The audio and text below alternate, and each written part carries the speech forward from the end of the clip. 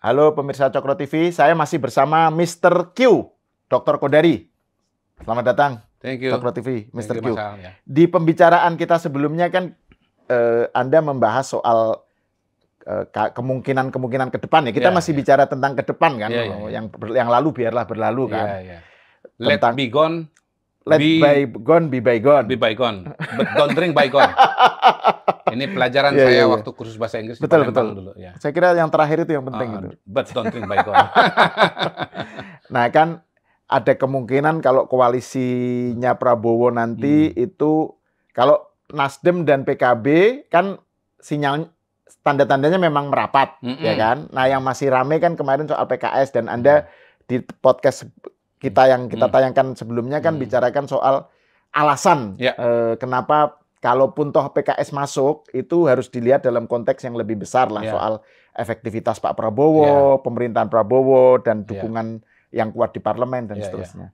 Nah, pertanyaannya berikutnya adalah soal capresnya nih, Anies Baswedan. Nah kan, kalau tiga-tiganya mendukung Prabowo, berada dalam koalisi Prabowo, nah nasib Anies ini nanti gimana dalam politik ke depannya? Kan yang paling dekat adalah Pilkada DKI, ya kan? Anies sendiri bilang ya dia masih terlalu awal lah untuk membicarakan gitu. Nah, Pilkada DKI ini menurut Anda gimana kaitannya dengan Anies, kaitannya dengan konteks yang juga Jakarta seperti apa? Gimana menurut Anda? Ya, per hari ini kan kalau kita bicara mengenai PKS, mereka sudah menyebut 3 nama untuk jadi calon gubernur, Sohibul Iman, Saihu, dan Mardhani Alisera. Menurut saya di satu sisi itu satu sinyal bahwa mereka tidak akan mencalonkan Anies lagi. Oh ini, sorry, 3 nama ini dari internal PKS. Iya, dari internal, dan itu apakah itu masuk Prabowo, koalisi Prabowo atau enggak? Tidak itu disebut. Tidak disebut. Jadi PKS ini kan menjadi menarik kalau kita bicara Pilkada Jakarta karena dia adalah pemenang pemilu di Jakarta. Ketua DPR Jakarta nanti akan dari PKS gitu. Suaranya dapat 15 kursi ya kalau nggak salah ya? Iya, ya intinya sih udah dekat-dekat dengan mengajukan sendiri ya. Nanti netizen tolong dicek apakah bisa maju sendiri atau tidak. Tetapi dia menjadi menarik karena dia partai terbesar. Kemudian karena dia kemarin mencalonkan Anies Baswedan dan dianggap punya kedekatan dengan Anies Baswedan. Tetapi Abu Bakar Al-Habsyi sebagai sekjen PKS sudah menyebut 3 nama dari internal. Bahkan lebih spesifik. Sorry, siapa aja tadi? Sohibul Iman, mantan presiden PKS, Saihu presiden PKS sekarang, dan Mardhani Alisera. Yang dulu pernah diwacanakan maju Pilkada Jakarta menjadi wakilnya Sandiaga Uno. Sebelum akhirnya muncul opsi berikutnya, di mana Sandi menjadi wakilnya dan calon gubernurnya adalah Anies Baswedan gitu. Nah, ini menjadi menarik karena Abu Bakar bahkan keluar beberapa pernyataan yang lain terkait dengan Pilkada Jakarta ini. Yang pertama adalah bahwa saatnya Anies memberikan dukungan kepada calon dari PKS, dan yang berikutnya lagi adalah yang kedua bahwa Pak Anies itu sudah menjadi tokoh nasional. Sudah 25% tokoh nasional, maksudnya mengacu kepada perolehan suaranya, suaranya siapa, Anies gitu ya. Kalau gitu Mas Ganjar sudah 17%. Gitu. Nah, kalau bicara itu, maka tanda-tandanya atau arah-arahnya PKS tidak akan mengajukan Anies. Tetapi kan ini masih koma kalau menurut saya, belum titik. Karena proses politik masih berjalan, dan menurut saya itu sebetulnya juga sinyal dan tondo-tondo dari kode-kode dari PKS bahwa mereka itu sebetulnya pengen bergabung dengan pemerintahan. Ya, iya kan? Kalau mereka kita calonkan Anies, itu tandanya mau di luar itu. Bukan hadirin tapi hadirat. Nah, ini PKS ingin hadir dalam majelis Prabowo dan Gibran sebagai hadirin. Bukan hadir out. Bukan hadir out gitu. Jadi menurut saya itu adalah tanda sinyal dari PKS mereka ingin masuk dalam pemerintahan. Ini bagi pemirsa yang masih bingung soal hadirin hadir out yang sering kita sebut, itu kita bicarakan di awal ya di podcast sebelumnya. Jadi silakan tonton podcast diskusi saya dengan Mr. Q di malam sebelumnya ya. Tapi singkatnya hadirin itu orang yang ada di dalam alias anggota koalisi, hadirat itu orang yang di luar alias oposisi. Gitu. Oke, lanjut. Jadi kalau kita lihat itu, maka Anies ini peluangnya mengecil untuk menjadi calon gubernur DKI Jakarta. Secara aturan dia masih bisa nyalon lagi karena dia kan baru 1 periode. Secara opportunity politik, menjadi gubernur Jakarta lagi itu sangat menarik. Karena dia akan punya panggung lagi untuk 5 tahun ke depan. Tetapi itu adalah sisi positifnya, upper side-nya dari cerita ini. Tapi ada downside-nya juga, sisi negatifnya. Pertama, kalau Anies maju, dia belum tentu menang. Dan kalau dia kalah nanti, itu Anies betul-betul habis. Oke. Dia batal menjadi tokoh nasional 25% itu saya sudah di cancel out kalau dia kalah. Ternyata lo di Jakarta lo ternyata nggak dapat gitu loh. Nah yang kedua, peluang untuk kalah itu, nah ini mungkin bisa jadi judul podcastnya kita ini gitu, bahwa Anies berpeluang kalah dalam Pilkada Jakarta. Kenapa saya sebut berpeluang kalah? Karena dalam Pilpres kemarin dia tidak menang. Dia tidak peringkat 1, dia peringkat 2, walaupun suaranya tipis dengan Prabowo Gibran. Yang unggul pertama Prabowo Gibran. Prabowo Gibran. Yang kedua suaranya cuma sekitar 40%. Harusnya menurut saya ya, walaupun Anies itu kalah secara nasional, tetapi kalau dia populer, sangat populer di Jakarta, dia masih dapat 70% loh. Let's say dia 70%, Prabowo 20%, Ganjar 5%. Atau dia 70%, Prabowo 25%, Ganjar 5%. Saya pilih yang kedua ini aja lah. Jadi Anies nggak menang, padahal PKS menang. Jauh dia. Oke. Jadi pengalaman saya nih hal, kalau bupati maju calon gubernur, ya survei ini saya ya, calon bupati mau maju calon gubernur, lalu saya survei. Elektabilitas dia di kabupaten dari mana dia berasal, itu cuma 20%, 30%. Saya bilang, nggak usah, Pak. Jangankan di level provinsi, di kabupaten Bapak aja Bapak nggak populer. Tetapi kalau di kabupatennya dia 70%, 80%, menurut saya itu sinyal bahwa orang ini sebetulnya berhasil dan populer. Tinggal menggaungkan saja keberhasilannya dan popularitas dia ke tingkat provinsi, gitu. Itu ya. Jadi menurut saya itu lampu kuning berwarna merah, bernuansa merah buat Anies hasil Pilpres kemarin itu. Bahwa dia kalah dan cuma dapat 40% gitu. Jadi sebetulnya ini sangat riskan. Nah, mungkin kalau timnya Anies mendengar, sangat riskan bagi Anies untuk maju lagi. Karena peluangnya untuk kalah itu besar gitu. Apalagi saya tambahkan, Undang-Undang Jakarta ini, undang-undang bukan daerah khusus ibu kota lagi ya. Undang-Undang Jakarta ini masih mensyaratkan pemenang itu 50% plus 1. Bukan dan belum mayoritas sederhana. Seperti provinsi katakanlah Jawa Tengah, pilkada lain gitu. Iya, pilkada lain gitu. Pakai simple majority aja masih kalah dia. Iya kan? Pakai simple majority aja kalah. Kalau kita jadikan hasil Pilpres itu adalah cermin dari pilkada. Nomor 2 dia kok kalah. Lah apalagi kalau misalnya 2 putaran. Katakan ada 3 calon. Atau misalnya nanti ada 2 calon. Maka ini 60-40. Anies cuma dapat 40. Tetap lawannya suaranya itu ya 60, suara yang dia peroleh di Pilpres kemarin. Gitu ya. Kalah dia. Gitu. Jadi menurut saya ya bisa jadi di putaran pertama dia dapat 40%, entah peringkat 1, peringkat 2. Tetapi di putaran kedua, itu akan ngeblok tuh suara yang nggak mau dengan Anies tuh ngeblok. Dan artinya dia akan kalah karena 60 lawan 40 gitu. Jadi Anies ini sebetulnya kenapa nggak dicalonkan lagi oleh PKS selain sudah 25% tokoh nasional gitu, dan PKS seperti mobil angkot barangkali pakai slogan pakai sendiri kan begitu kan ya. Mungkin dia mau grooming juga siapa gubernur Jakarta nanti akan jadi calon presiden, dan menurut saya mungkin mereka betul-betul jadi terbuka matanya PKS ini bahwa oh iya betul ya kalau gubernur Jakarta itu sangat potensial jadi calon presiden, mau kinerjanya bagus atau jelek, pokoknya karena dia gubernur Jakarta, dapat exposure luas, dia pokoknya etalase Indonesia. Etalase Indonesia, maka dia pasti akan jadi salah satu dari 2 atau 3 capres gitu, seperti pengalaman 2024 gitu. Jadi saya kira dengan alasan-alasan itu memang pada hari ini mungkin ya di atas 50% kemungkinannya, hitung-hitungannya Anies nggak maju sebagai gubernur di DKI Jakarta. Dan kalau itu yang terjadi, maka Pilkada Jakarta akan sangat-sangat menarik. Karena dia akan menjadi pasar yang sangat-sangat terbuka ya.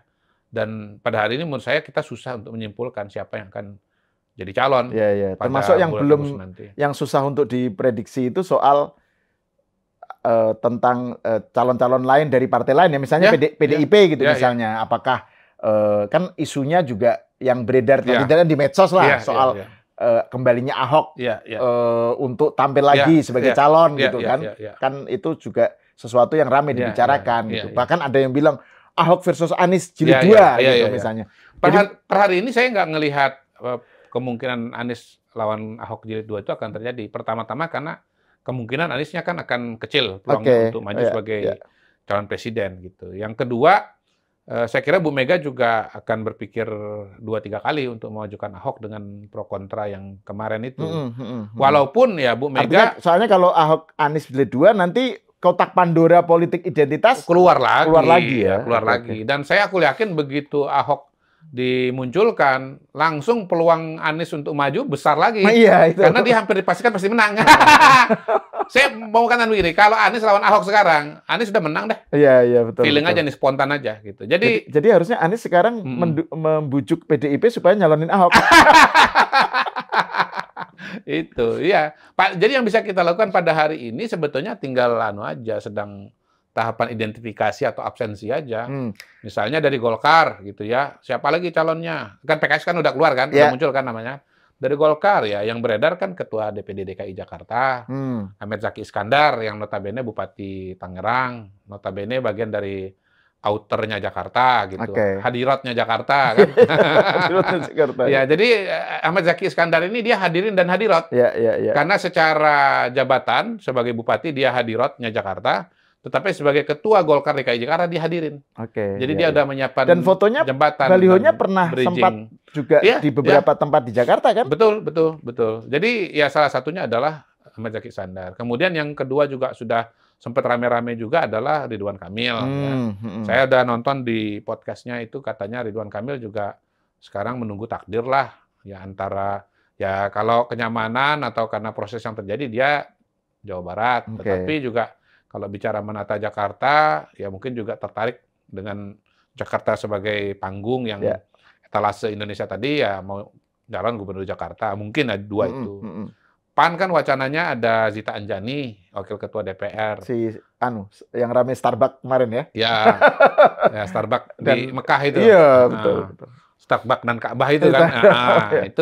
Itu anaknya Zulkifli Hasan, ya kan. Kalau kursi PAN-nya juga lumayan di situ. Nah, kalau PDI Perjuangan, saya kira mungkin yang paling menarik adalah PDI Perjuangan akan mengeluarkan siapa gitu, kartu siapa yang akan dimainkan di Jakarta ini. Satu Ahok, ya. Dan menurut saya potensi Ahok itu harus kita buka, karena kita berhadapan dengan pengambil keputusan di PDI Perjuangan yang namanya Ibu Mega, yang cara berpikirnya itu bisa sangat berbeda dengan banyak orang, gitu. Bisa sangat berbeda dengan banyak orang, gitu. Pada hari ini aja kalau kita lihat Bu Mega sebagai mantan presiden ya, mantan presiden kelima ya. Ya cara berpikirnya kan berbeda dengan mantan presiden ke-6, berbeda dengan presiden ke-7 yang sedang menjabat, dan presiden yang akan ke-8. Jadi ini 5 lawan 7, 8. Jadi kita nggak tahu tuh cara berpikir Bu Mega itu, mungkin perspektifnya sangat khas, sangat berbeda, lalu kemudian dia tetap memutuskan Ahok lepas dari pro kontra yang pernah terjadi ya dengan Ahok gitu. Jangan-jangan justru masalah yang menimpa Ahok dulu justru jadi motivasi buat Bu Mega untuk memajukan Ahok gitu loh. Jadi kalau kita mikirnya di satu sisi kanan, Bu Mega bisa mikirnya kiri gitu. Betul. Gitu. Jadi ya harus dibuka dengan kemungkinan itu.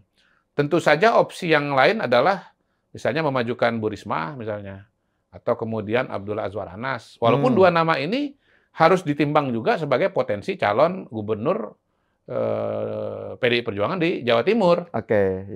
Ya ini di luar dari statement Pak Said Abdullah ya, yang mengatakan PDI Perjuangan ingin berpasangan dengan Ibu Khofifah, berebut wakil dengan partai-partai lain untuk menjadi wakilnya Ibu Khofifah gitu.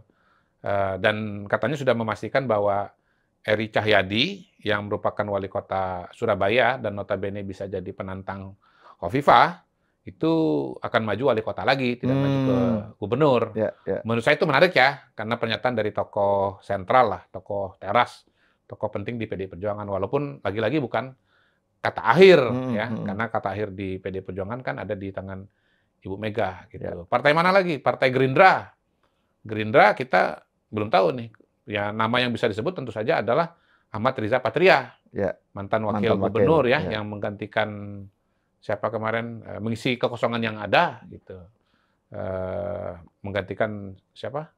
Sandi ya. Nah, kemudian nama-nama yang lain belum terlalu yang kemarin sempat rame setidaknya diramekan oleh tim suksesnya itu ya Sahroni dan Nasdem ya. Kalau bicara Nasdem itu adalah Sahroni. Nah, di luar partai-partai itu menurut bagaimana dengan PSI? PSI kan perolehan suaranya di Jakarta kan tinggi. Lumayan. Kalau tinggi banget sih enggak. Ya, tetap 8 kursi kalau nggak salah itu di kursi DPRD ya. Dan ada tokoh-tokoh kayak Grace ya yang sangat juga populer di Jakarta. Ya, bisa Grace, tapi kalau Kaisang yang sering diwacanakan menurut saya harus dicoret. Karena undang-undangnya kan menunjukkan bahwa usia Kaisang itu belum memenuhi syarat. Kalau gubernur kan kalau nggak salah minimal 30. Dia baru 30 tanggal 25 Desember, sementara rencana pilkadanya bulan November. Dan pendaftarannya kan pada bulan Agustus. Jadi pada saat pendaftaran itu belum memenuhi syarat usia. Gitu. Jadi ini juga sering dibahas kan bahwa Kaisang maju calon gubernur Jakarta. Nggak bisa karena belum memenuhi syarat usia. Grace malah yang lebih mungkin yang lebih memungkinkan. Dan notabene Grace juga kan sudah bertarung 2 kali ya untuk pileg. Walaupun dia tidak terpilih, tapi itu lebih karena soal PSI yang tidak lolos parliamentary threshold. Kalau perolehan suara Grace sendiri kan sangat-sangat tinggi. Gitu. Nah, di luar itu menurut saya yang tetap harus disebut adalah PJ Gubernur sekarang, yaitu Pak Heru Budi ya. Betul. Nah, Heru Budi tetap harus dicatat sebagai salah satu calon potensial. Gitu. Walaupun dia bukan orang partai, tetapi sebagai seorang birokrat yang lama berkiprah Jakarta, kemudian jadi PJ Gubernur Jakarta, tentunya pemahaman dia terhadap masalah Jakarta itu udah proven gitu. Dan karena itu dia adalah otomatis tokoh yang potensial dan layak untuk menjadi gubernur berikutnya. Jadi kita nggak bisa terlalu jauh dari situ. Karena apa? Karena permutasinya menjadi masih sangat-sangat cair ya pada hari ini. Setahu saya juga belum ada calon gubernur yang sangat-sangat populer loh di Jakarta, berdasarkan survei yang ada ya. Ini agak berbeda dengan tahun 2012. Pada waktu itu Ahok sangat kuat surveinya, sudah mencapai 50%. Jadi di kalangan elit politik dan partai politik, itu sesungguhnya pada waktu itu nih teman-teman sekalian ya, terjadi kebingungan. Nggak ada yang berani maju lawan Ahok itu. Kalau Ahok tuh nggak terlalu populer, menurut saya calon dari partai politik sudah nongol tuh, udah berani lawan Ahok. Makanya waktu itu sempat ada upaya dia maju dari dari independen, jalur independen, ada KTP ngumpulin KTP. Itu dinamika tersendiri hal. Itu karena Ahok itu dalam sejarah kepemimpinannya di Jakarta, dia selalu berkonfrontasi dengan partai-partai politik. Oke. Tapi kan juga itu indikator, salah satu indikasi bahwa Ahok populer saat itu gitu loh. Iya kan? Atau enggak? Atau gimana sih? Iya dan tidak sih. Iya dan tidak. Jadi orang yang maju calon independen itu kalau pengalaman saya, justru orang yang nggak populer. Nggak populer karena itu partai politik nggak ada yang mau gandeng dia. Dia GR aja bahwa dia itu populer. Makanya calon independen tuh dikit banget yang menang. Sangat dikit yang menang. Karena sesungguhnya kalau disurvei, dia tuh nggak populer gitu. Karena dia nggak populer, partai politik nggak mendukung dia. Nah ini sangat berbeda dengan Ahok yang historinya itu adalah karena dia berkonfrontasi dengan partai politik, sehingga semua partai politik itu merasa nggak nyaman dengan Ahok gitu. Dan ada kemungkinan dia tidak akan bisa maju karena partai politik, walaupun dia populer, nggak ada yang mau memajukan dia karena terlalu konfrontatif. Gitu. Jadi kalau bicara Anies itu sebenarnya calon yang nggak disengaja juga. Anies bisa punya peluang karena yang lain pada takut melawan Ahok gitu. Jadi ketika saatnya tiba, semua orang bilang, lu aja deh, Nis. Nah, biarin aja.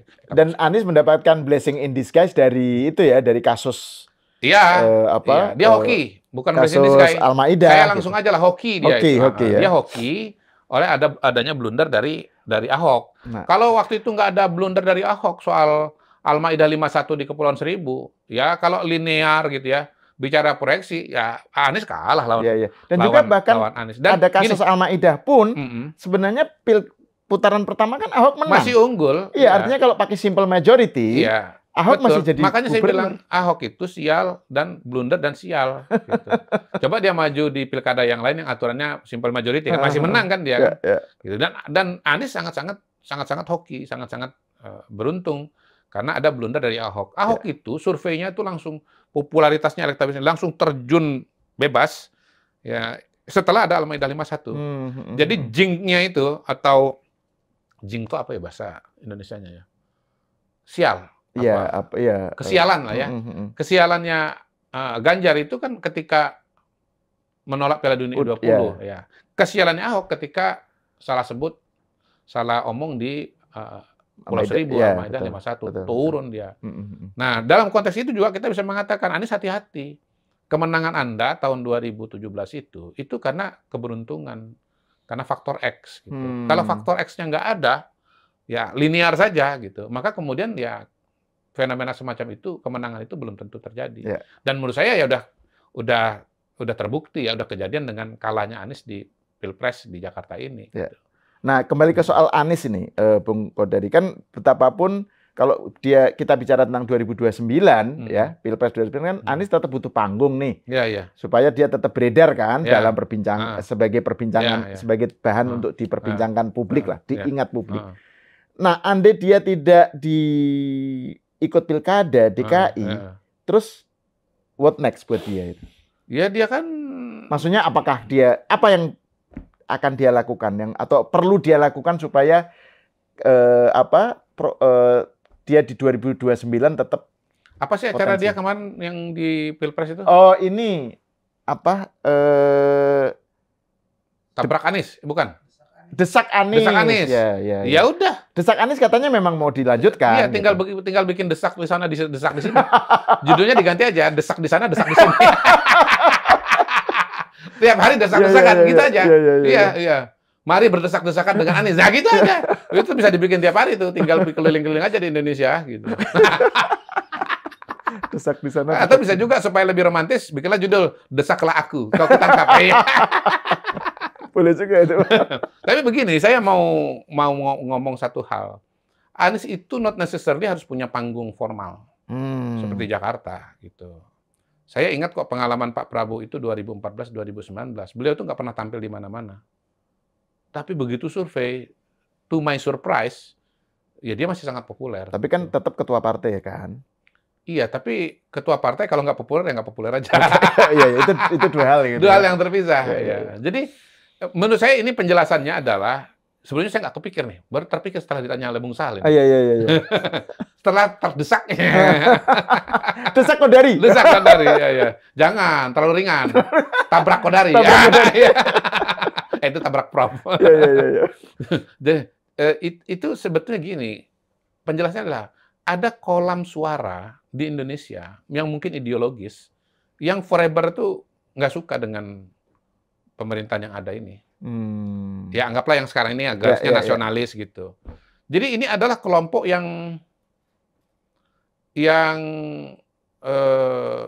ideologis. Dia kalau sudah punya satu tokoh gitu, tokoh itu punya panggung, dia akan merawat ingatannya. Jadi yang merawat ingatan itu bukan tokohnya, tapi masyarakat itu sendiri, komunitas itu sendiri. They preserve memori itu, gitu loh. Dan menurut saya potensi itu di Anies ada, gitu. Karena ini kan kelompok yang let's say ideologis, gitu. Jadi Anies tanpa panggung Jakarta pun tetap punya peluang untuk mengapung dengan 25% itu. Tadi kan dibandingkan dengan Pak Prabowo ketika setelah kalah itu dia persentase popularitasnya ini berapa persen itu? Saya lupa, tapi intinya sih waktu itu saya ingat ya 2019. Kenapa waktu itu cuma 2 pasang 2014? Itu karena praktis 2 itu yang populer. 2019. Ya. Ini kan sebagian pengamat politik atau sebagian politisi kan mengatakan ini kita paslon 2 terus gara-gara PT-nya terlalu tinggi, presidensial threshold-nya terlalu tinggi. Enggak juga, enggak sepenuhnya. Ya itu bukan seluruh cerita. Gitu. PT-nya rendah pun, saya yakin ya 2 itu saja yang akan tetap maju, karena partai juga realistis bahwa yang bisa menang cuma 2 itu. Gitu. Atau begini bahasa yang lain, variabel terbesar kenapa cuma 2 calon itu? Karena memang di masyarakat Indonesia pada saat itu yang punya peluang itu cuma 2 itu saja. Waktu itu saya ingat kok penantang yang lain selain Prabowo itu namanya Gatot Nurmantio, tapi cuma 1%, nggak didukung. Nah, 2014 juga begitu. Ada satu tokoh yang sangat serius mau maju calon presiden, namanya Abu Rizal Bakri. Punya partai, punya logistik. Tetapi survei Abu Rizal, kalau nggak salah cuma 8% atau 9%. Lalu partai politik ngeliat, nggak mungkin menang nih. Sulit banget bersaing dengan Prabowo dan Jokowi. Ya akhirnya ya Golkar nggak bisa dapat temen untuk maju. Karena yang diajak jadi temen, dadah gitu ya. Ya saya sama Prabowo aja, atau saya sama Anies aja. Kau bukan pilihan, itu judul lagunya. Kau bukan pilihan. Jadi ini menarik lah ini anunya ini. Tetap ke depan ini, kita kan, tadi kan kita sebelum podcast kan bilang, kita nggak usah bicara masa lalu lah, ke depan aja. Ke depan aja. Ke depan ini kita bicara masa lalu? Menarik sekali untuk dibahas ya. Menarik banget. Jadi inilah yang kita akan lihat bagaimana nanti di Pilkada DKI ya. Oke. Terima kasih Mr. Q atas diskusinya. Pemirsa sampai di sini dulu. Kita bertemu lagi di episode selanjutnya.